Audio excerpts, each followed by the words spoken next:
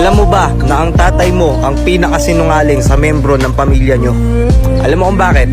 Minsan pagising mo sa umaga, wala na siya, pumasok na siya sa trabaho. And then ikaw habang ine-enjoy mo yung araw mo, pagdating ng gabi uuwi siya. Tatanungin mo siya, tay, kamusta? Sasagot siya na ayos lang naman nak, yung mga kapatid mo kumain na ba? Pero hindi mo alam na ayaw niya sabihin sa'yo yung pagod niya buong maghapon. May mga tatay na nakabilad sa araw, minsan nauulanan pa nga eh. May mga tatay na laging pinapagalitan ng amo nila.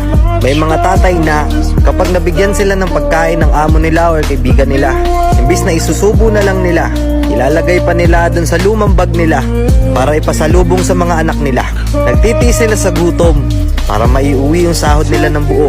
Tapos pag tatanungin mo siya, tay, kamusta ka? Lagi niya lang sasabihin sa'yo na ayos lang ako nak, maging mabuti kang bata ha. Sa sobrang galing nila magsinungaling, hindi mo napapansin na grabe na pala yung hirap nila.